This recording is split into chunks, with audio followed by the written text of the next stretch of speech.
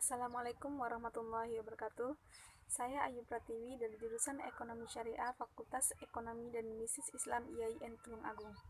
Di kesempatan kali ini, saya akan menjelaskan hasil laporan akhir dari kegiatan praktik pengalaman lapangan atau PPL yang saya laksanakan. Tapi sebelum saya lanjut, dimohonkan untuk kalian klik tombol subscribe, like, dan komen di video ini ya.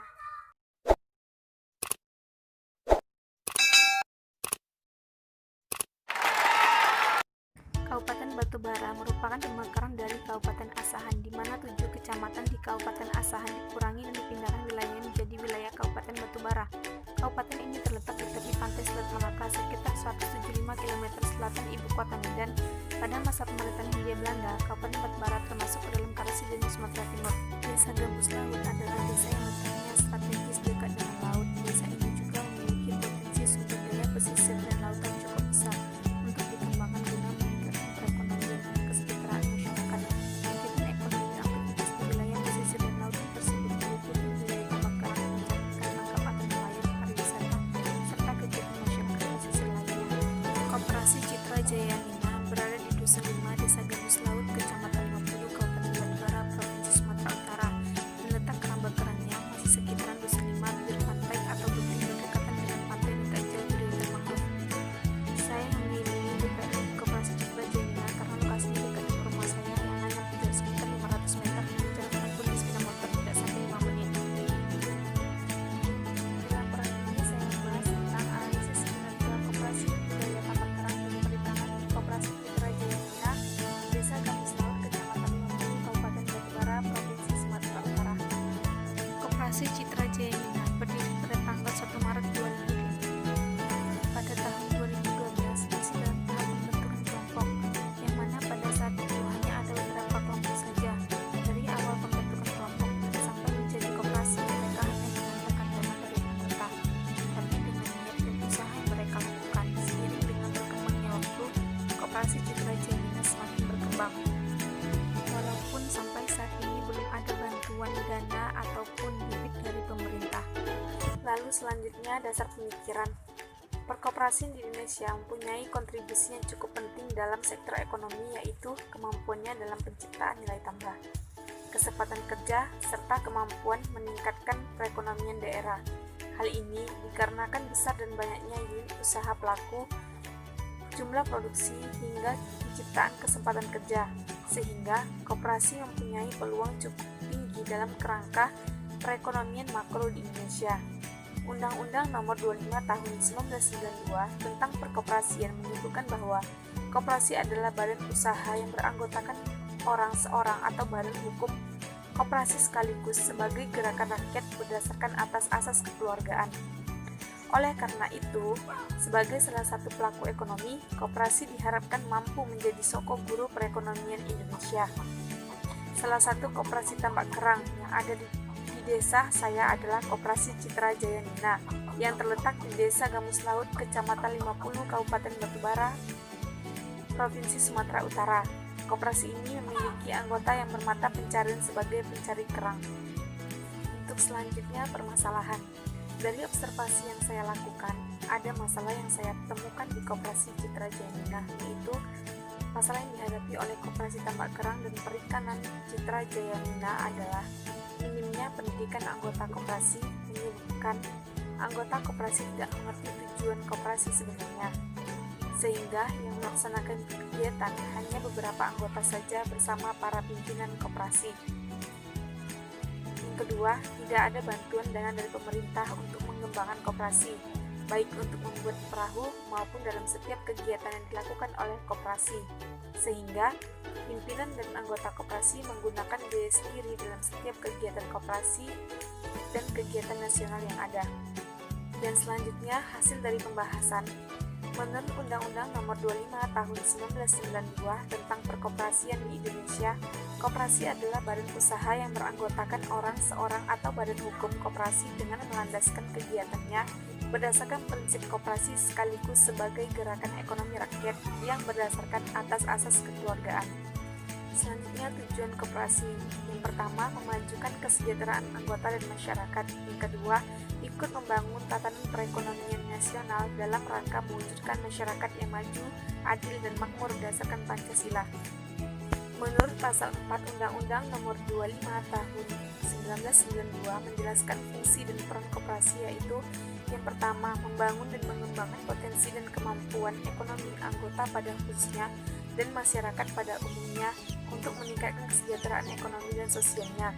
Yang kedua, berperan serta secara aktif dalam upaya mempertinggi kualitas kehidupan manusia dan masyarakat.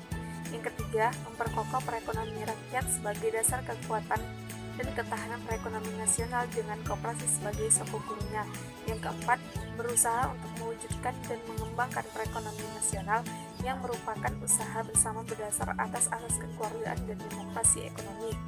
Jenis-jenis koperasi didasarkan pada kesamaan kegiatan aktivitas dan kepentingan ekonomi anggotanya, yaitu ada koperasi produksi, koperasi konsumsi, dan koperasi jasa. Koperasi perikanan adalah suatu badan usaha bersama yang bergerak dalam bidang perekonomian yang anggota-anggotanya terdiri dari pengusaha, pemilik alat perikanan, buruh atau nelayan yang kepentingan serta mata pencariannya langsung berhubungan dengan usaha perikanan. Yang mana kegiatan usaha yang dapat dilakukan oleh koperasi perikanan yaitu yang pertama, pengadaan bahan-bahan kebutuhan ransum nelayan. Yang kedua, pengadaan bahan bakar kapal motor untuk nelayan. Yang ketiga, pengadaan alat penangkapan ikan. Yang keempat, pengadaan fasilitas perkreditan atau simpan pinjam. Yang kelima, penyelenggaraan penanganan penyimpanan ikan. Yang keenam, penyelenggaraan pelelangan ikan, pemasaran dan pengolahan ikan. Yang ketujuh, penyelenggaraan manajemen tempat pendaratan ikan. Selanjutnya, fungsi koperasi perikanan, yaitu yang pertama, melakukan perkreditan melalui pengembangan modal yang diperlukan untuk kegiatan bisnis atau keperluan-keperluan pribadi anggotanya. Yang kedua, membuat fasilitas-fasilitas perbankan yang terjangkau untuk menerima simpanan dan tabungan tetap dari anggotanya. Yang ketiga, pengadaan bahan-bahan kebutuhan untuk bisnis atau untuk keperluan keluarga para anggotanya. Yang keempat, mengadakan kegiatan-kegiatan pengadaan fasilitas-fasilitas umum untuk bisnis atau untuk keperluan pribadi para anggotanya. Yang kelima, promosi manfaat kesejahteraan para anggotanya. Manfaat koperasi perikanan. Secara ekonomi, dengan keberadaan koperasi menjadi aktivitas ekonomi pada masyarakat setempat dapat berjalan dengan baik.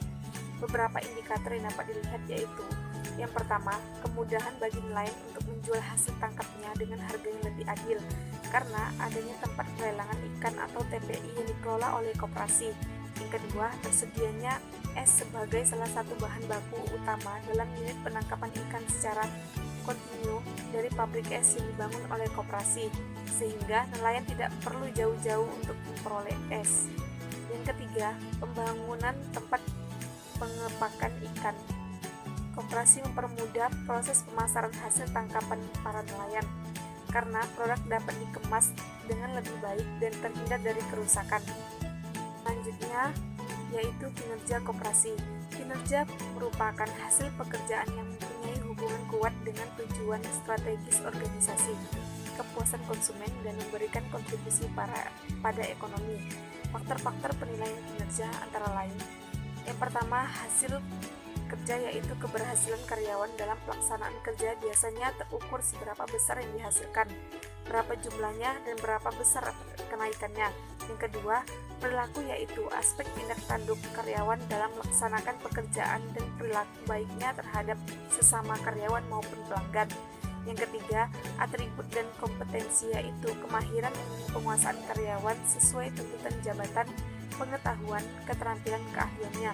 Yang keempat, komparatif, yaitu membandingkan hasil kinerja karyawan dengan karyawan lainnya.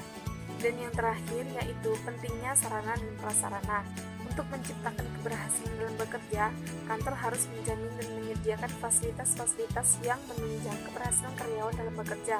Hal ini disebabkan karena tenaga kerja saja tidak cukup untuk melakukan sebuah kegiatan kantor, tapi harus didukung dengan adanya fasilitas agar pencapaian kerja karyawan sesuai dengan yang diinginkan.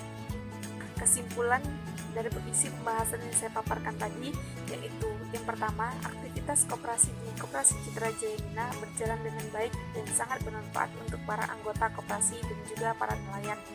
Ada dua aktivitas koperasi, yaitu di bidang keanggotaan dan bidang usaha. Bidang keanggotaan terdiri dari keanggotaan pengurus dan pengawas. Bidang usaha terdiri dari usaha utama, yaitu budidaya tapak kerang, dan ada juga usaha pendukung, yaitu jual beli minyak solar dan jual beli es balok.